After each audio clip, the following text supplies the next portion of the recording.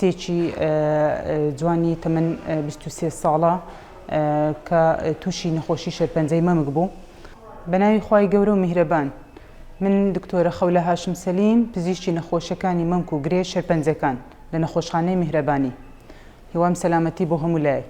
لە گرتە ڤیدیۆی ئەم جارەدا پێم خۆش بوو باسی چیرۆکی ئافرەتێک بکەین کە ماوە بەر لە ئێستا سەردانی نەخۆشخانەی میهرەبانی کرد، کچێکی جوانی تەمەن 23 ساڵە کە تووشی نەخۆشی شێرپەنجەی مەمک بوو.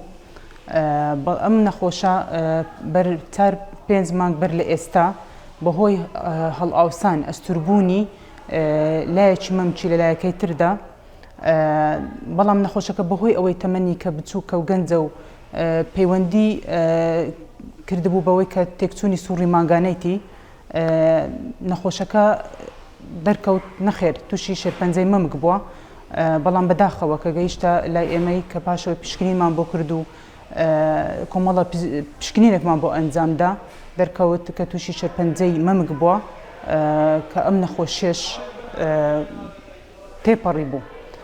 گەیشت بۆ قۆناغی چوارەم، گەیشت بۆ بنباڵی، گەیشت بۆ پێستی مەمچی، گۆی مەمچی، سیەکانی جەرجی بوو، دروستبوونی ئاو لە سچیدا و گرێ لە جەرجیدا و هەڵئاوساونی هەردوو لاقی.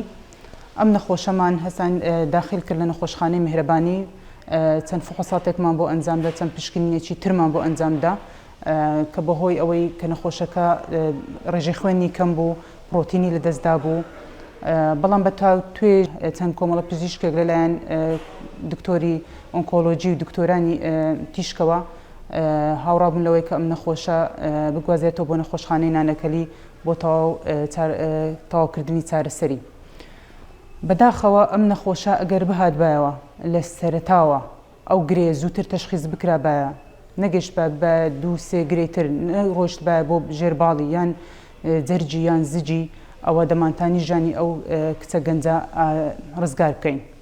ئامانجم لە بڵاوکردنەوەی ئەم گرتە ڤیدیۆ و باسکردنی ئەم چیرۆکە ئەوەیە خانمانی بەڕێز، بڵاوکردنەوەی هۆشیاری بۆ ئەوەی بەڕێزە کە هەر گۆڕانکاریەک لە سنجی ئێوەدا هەستان پێکرد، ئەویش جیاوازی قەبارەی سینگ، گۆڕانکاری پێستی مەمک و گۆی مەمک، هەستکردن بە گرێ لە مەمک یان بنباڵ یان دەرداو بە تایبەتی خوێندا زووتر سەردانی پزیشکانی پسپۆڕان بکەن بۆ زووتر چارەسەرکردن، بۆ ئەنجامدانی پشکنین بەهۆی جیازی ئامێری مامۆگرافی کە ئەم گرنگی ئەم ئامێرە لەوەدایە کە دەتوانێت لە سەتانەوەتی نەخۆشیە شێرپەنجەکانی مەمکدا تەشخیص بکاتن.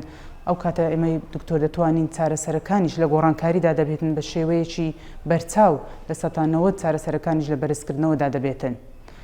ئازیزان، بە بۆ دابینکردنی ئامێری مامۆگرافی لە نەخۆشخانەی میهرەبانی بە گرنگی دەزانم بۆ خزمەتکردنی ئێوەی بەڕێزدا، بۆیە علم و زانست لە ئێمە، بەخشینیش لە ئێوەی ئازیز. میهرەبانی، دڵسۆزی و لێزانی.